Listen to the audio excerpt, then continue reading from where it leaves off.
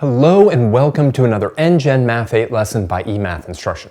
My name is Kirk Weiler and today we're going to be doing Unit 7, Lesson 5, Exponent Practice. Now, over the span of this unit, you've learned a lot of different exponent laws, including ones involving zero and negative exponents, right? And those can be kind of hard to handle at first, so we want to make sure that we kind of take a pause and we do a lesson where there are no new exponent laws at all, where we combine all the exponent laws we've seen, including zero and negative exponents, in order to simplify both expressions that are purely numerical and expressions that involve variables. Now, we want to have our calculators handy for two reasons. One, in order to evaluate really large exponential expressions. So if you end up having something today like 5 to the 8th power, I don't want you doing that by hand. I obviously don't want you sitting on the side of your paper doing 5 times 5 times 5 times. I don't want you doing that, right?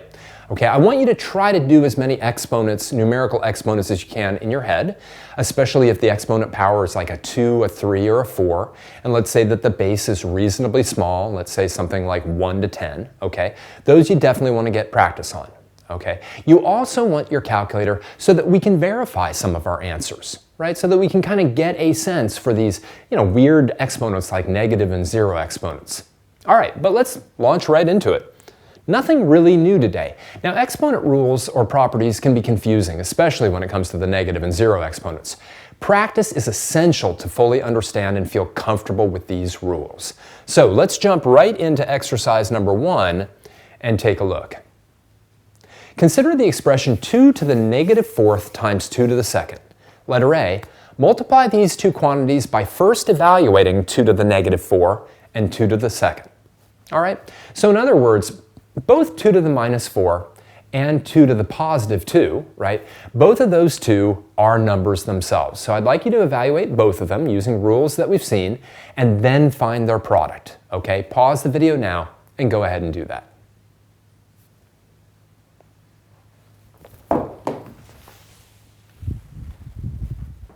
Well, I got my pen back. Okay. Just thought I'd throw the pen at the camera. I'm so frustrated with you, camera. All right, so here we go. Let's do this. So we've got 2 to the minus 4, right? Now what we learned about negative exponents was that's the same as 1 divided by 2 to the 4th. And powers of 2 are really handy to know. They really are. So, obviously you want to know that 2 times 2, right? 2 squared is 4. And then 2 to the 3rd, 2 times 2 times 2, that's 8.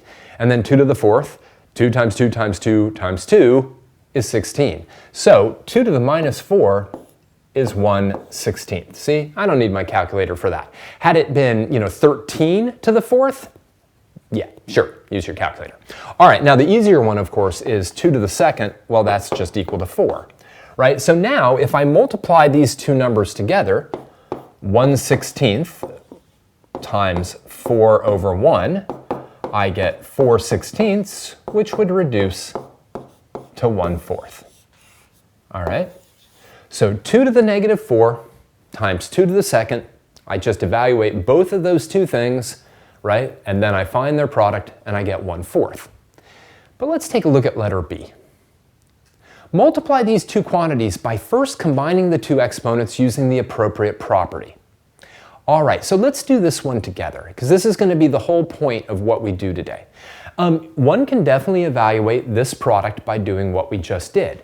But perhaps an easier way of doing it, right, is by saying, hey, I know that when I multiply two things that have the same base, I'm going to add their exponents.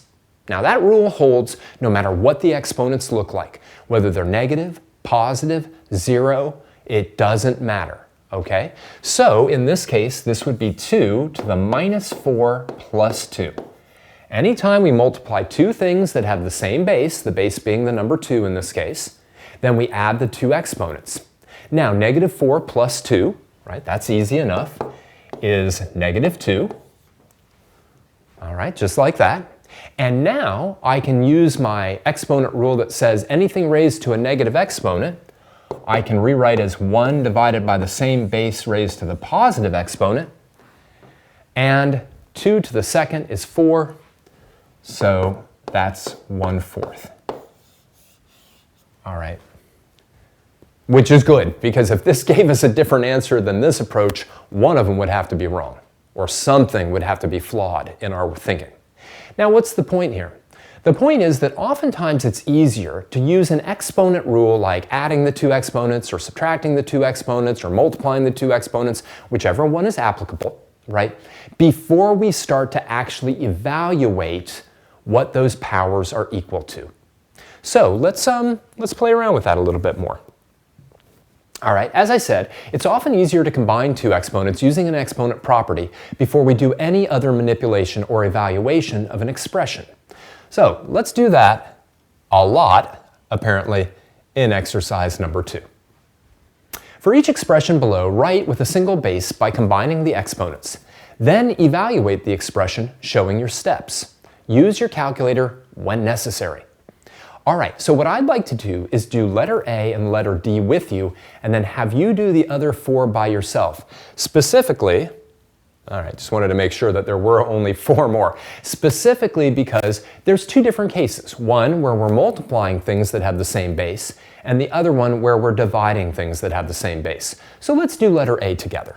All right, here we've got 10 to the minus 3 times 10 to the 5th.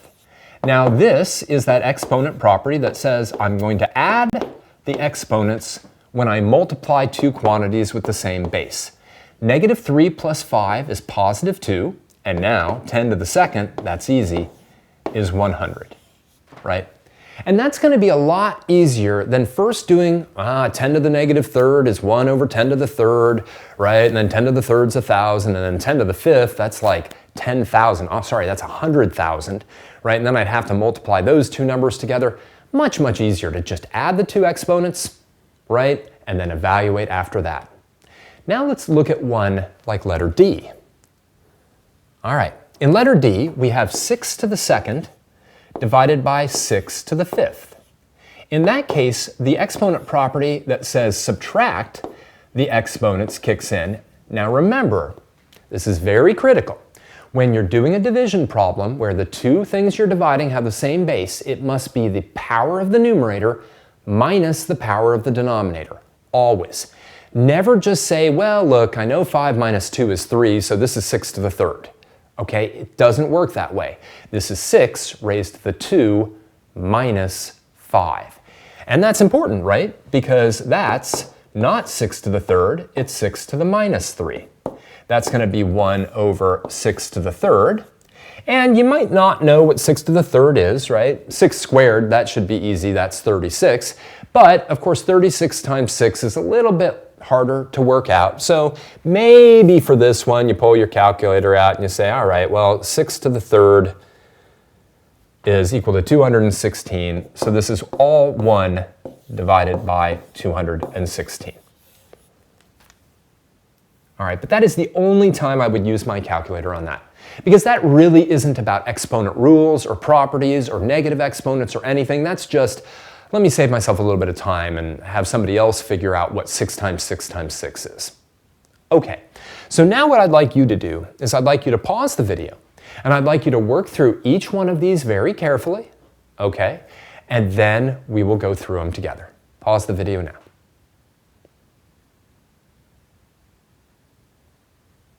All right, well, let's do it. Nice and large here. We've got 2 to the 5th times 2 to the minus 8. We're going to add those 2 exponents, 2 to the 5 plus negative 8. That's going to be 2 to the negative 3. That's 1 over 2 to the 3rd. And that's 1/8. Okay, again, anytime I multiply 2 things that have the same base, I add their exponents. I don't care whether those exponents are positive, negative, 0, it doesn't matter. Let's take a look at letter C, right? I've got 5 to the minus 2 times 5 to the 2nd. I'm going to add those 2 exponents, 5 to the negative 2 plus 2. That's going to be 5 to the 0, right? Because negative 2 plus 2 is 0. And that's going to be the number 1, right? Any number raised to the 0 power is equal to 1. And there you have it, right? And you could verify any of these on your calculator. Look, You know, I don't think that it's a bad idea to work through these by hand, then take your calculator out and actually check your answers. I think that's actually a fantastic use of your calculator, all right? But you don't want to use your calculator to just figure out what the answer is and write it down. Again, that's not going to help you at all, so be careful about that. It's easy thinking to kind of fall into. Now let's do some where we subtract, okay? And these can always be trickier, so let's just be very careful with them. In this particular one, I have 4 to the minus 1 divided by 4 to the third. That's going to be 4 to the minus 1 minus 3. All right, now you want to be careful here. Negative 1 minus 3 is negative 4. So that's 4 to the minus 4, which is 1 over 4 to the fourth. And again, if you can kind of figure out 4 to the fourth in your head, fantastic. If not, right, you'll take your calculator out. We'll go 4 to the fourth. We'll get 256, and that means we've got 1 divided by 256. All right, now for maybe the one that looks the strangest, 5 divided by 5 to the minus 2, right? Now, how can I really get a handle on this? Well, they definitely have the same base, right? I got a 5 up here, I got a 5 down here, but this one appears to have no exponent. And that's because we don't typically write an exponent when it's equal to 1, right? It doesn't really make sense to have, I mean, why would we write 5 to the first, right? The only reason we would do that is in a situation like this, where we can then apply the exponent law that says, all right, that's going to be the power of the numerator minus the power of the denominator. Of course, when you subtract a negative, it becomes a positive. That's now going to be 5 to the third, and 5 times 5 times 5 is 125. All right, let me get this out of the way so you can see all the answers, at least for most of the still in the way. There we go. All right. Now again, all we did was use 2 exponent laws or properties, rules, whatever you want to call them, guidelines, in this problem, all right, along with what we knew about negative exponents and 0 exponents, although the 0 exponent only came up once. All right, let's play around some more and get more practice. All right, nice little multiple choice problem, exercise number 3. Which of the following is equivalent to 7 to the minus 1 divided by 7 to the second? All right, this is definitely one where I'd want to apply an exponent property first and simplify second. So pause the video now and see which one of these is the right choice.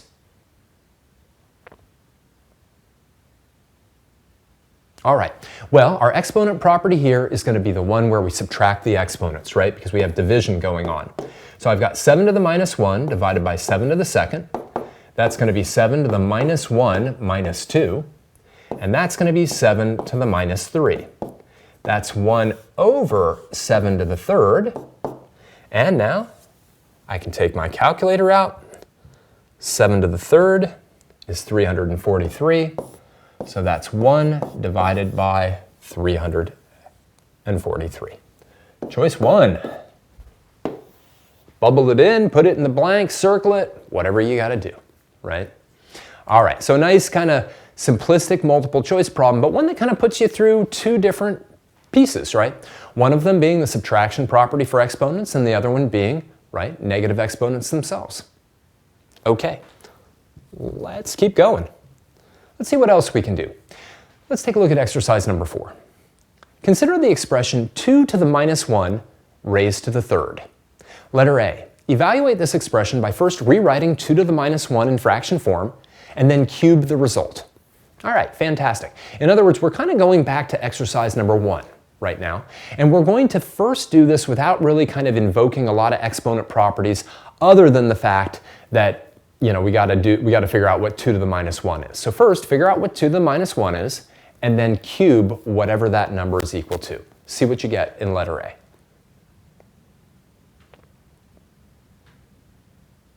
All right, well, 2 to the minus 1 is 1 divided by 2 to the first, and that's just 1/2. We talked a little bit in the last lesson about the importance of negative 1 exponents, right? Because all a negative 1 exponent really means is take that number and make a fraction out of it, but put it in the denominator. So 2 to the minus 1 is 1/2, 3 to the minus 1 is 1/3, 4 to the minus 1 is 1/4, etc. Now, I need to cube this because it says cube 2 to the minus 1. Now this really kind of brings us back to another exponent property that we haven't been using much of lately, which is if I have a fraction raised to a power, I raise both the numerator to that power and the denominator to that power.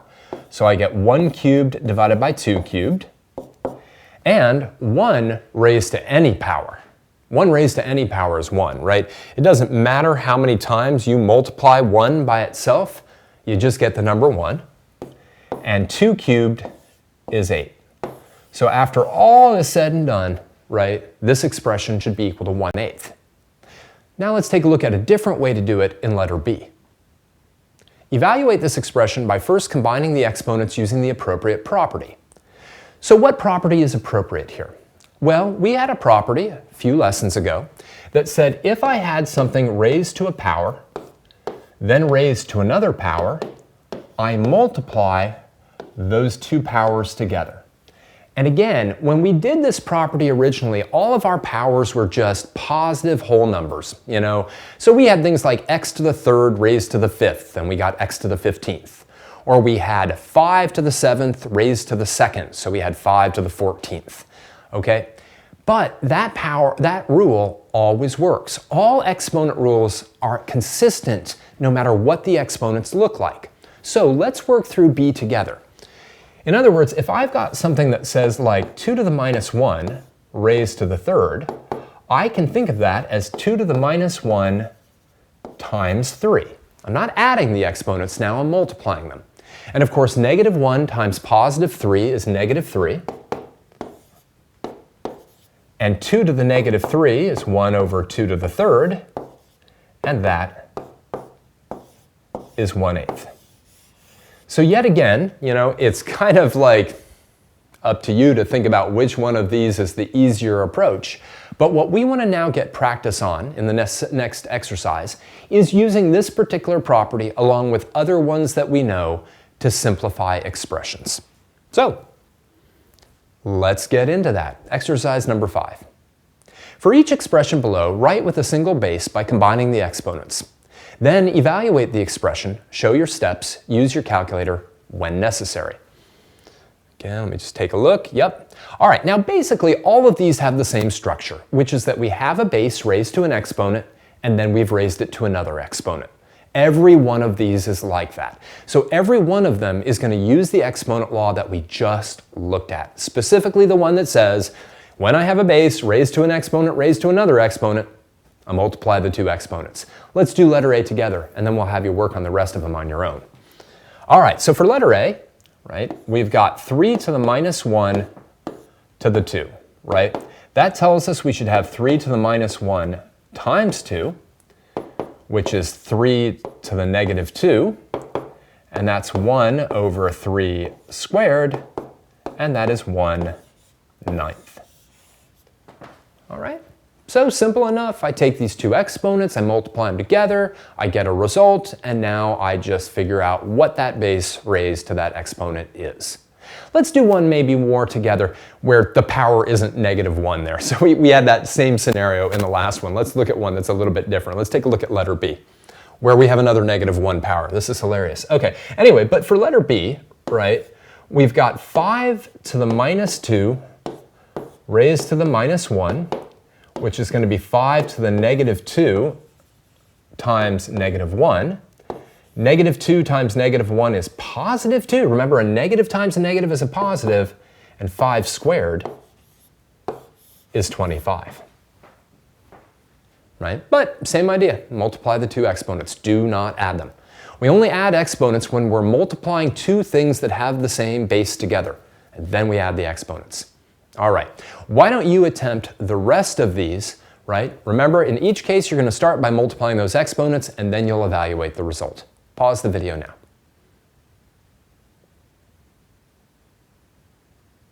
All right, well, I hope you like letter C and letter E, because they should have been pretty easy. Let's take a look at letter C. Right? In letter C, we have 7 to the 5th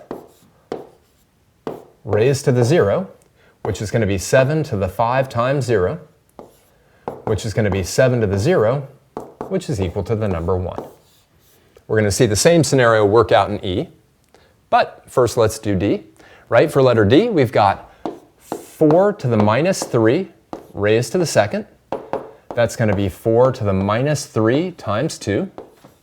And that's going to be 4 to the negative 6. That's 1 over 4 to the 6th. And as much as I like exponents, I don't really want to do that one in my head, right? 4 raised to the 6th power is 4,096. So 1 over 4,096. Bring that back out of the way. Letter E, got another one with a 0 exponent, right? Here I've got 8 to the 0 raised to the negative 4. That's going to be 8 to the 0 times negative 4. That's going to be 8 to the 0, and that's 1. All right, and finally, 2 to the negative 4 raised to the negative 2 is 2 to the negative 4 times negative 2. That's 2 to the positive 8. And again, I wouldn't blame you if you decided on this one to just do 2 to the 8th on your calculator and get 256. All right. Absolutely critical to get a workout on these types of problems. Let's take a look at a little bit more practice.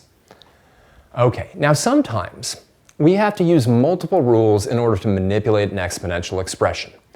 Sometimes the order that you do the rules in really just doesn't matter, right? And sometimes it does, okay? But let's take a look at a more complicated problem in exercise number 6. Justify why the expression 3 to the negative 5th times 3 to the 4th, all squared, can be expressed as 1/9.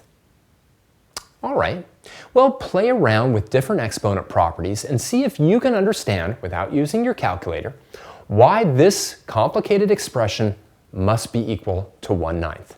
Pause the video now.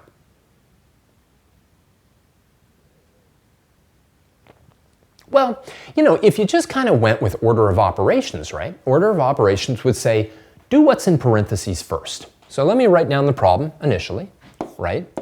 So we've got 3 to the minus 5 times 3 to the 4th squared. Well, I'm inside the parentheses multiplying two things that have the same base, and that means I get to add their exponents. Now, when I add negative 5 and positive 4, I get negative 1. So after just simply simplifying what's inside of the parentheses, I have 3 to the minus 1. Now I'm back to the types of problems we just did. 3 to the minus 1 squared. Well, what do I do with the two exponents now? I multiply them, right? And I get 3 to the minus 1 times 2, which is 3 to the minus 2. Now I simply use my negative exponent rule and say that's 1 over 3 squared, which is 1/9, right? And that justifies it. Now, again, why did I do this one first and kind of do this rule second? No, simply because that's kind of the easiest thing. Strangely enough, I could have actually multiplied both of these two exponents by 2. All right, I could have used that property first and then done the addition property, and I would have gotten the same answer. But for me, at least, when I look at this, my first instinct is to say, well, I've got 3 to the negative 5 times 3 to the 4th. I'll kind of simplify that by doing 3 to the negative 5 plus 4, which is 3 to the negative 1. Now I'll multiply their two exponents. Okay, let's do one more problem that's a little bit more complicated like this. Exercise number 7. The expression 2 to the 3rd raised to the negative 2 times 2 can be written in the form of 1 divided by n, where n is a whole number.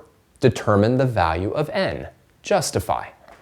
All right, well, play around with this, see what you get.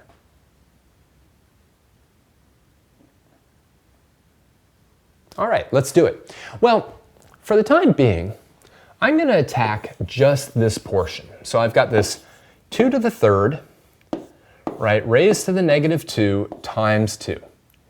And what I'm going to do is I'm just going to like attack that one first. I'm not going to worry about this times 2 until I absolutely have to.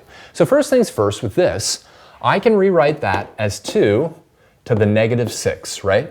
Because I've simply got 2 to the 3 times negative 2 or 2 to the negative 6. That's just using that exponent property that says multiply the two exponents. Now let me bring that times 2 back in. Well, now I actually am multiplying two things that have the same bases, so I should add their exponents. There is no exponent written here. We've talked about this already. You can always rewrite any number as that number to the first power, okay? And now I can use my property that says add the two exponents. So I'll now have 2 to the negative 6 plus 1. That's 2 to the negative 5. That's 1 divided by 2 to the 5th. And 2 to the 5th is 32. All right, now, granted, the answer actually isn't 1/32nd, right? It said that this expression could be written in the form of 1 divided by n, where n is a whole number, determine the value of n, right? So this is the value of n. Right? The value of n is not 1 over 32, right? They said it could be written as 1 over n. What's n? N is 32. All right, so let's wrap this lesson up. Right? Exponent properties, and there are many of them, right? There's the addition property of exponents. There's the multiplication property of exponents. There's the subtraction property of exponents. There's the zero exponent property, and then there are negative exponent properties. All 5 of those properties we used repeatedly in this lesson. Maybe the zero exponent less than all the others, but that almost seems appropriate, right? It's 0 after all. But all these properties are new to you, right? They're brand new, and yet they will continue and carry on in Algebra 1, in Algebra 2, pre-calculus. As long as you're in math, you will see these types of properties. So you want to get a good practice on them, on the homework. Try your best to understand them as much as you can without your calculator. Use your calculator if you have to, but don't just use it to find the answers to the problems. That will do you no good, at least in this course and even in future math courses, okay? So just be careful about that. For now, I just want to thank you for joining me for another NGen Math 8 lesson by eMath Instruction. My name is Kirk Weiler, and until next time, keep thinking and keep solving problems.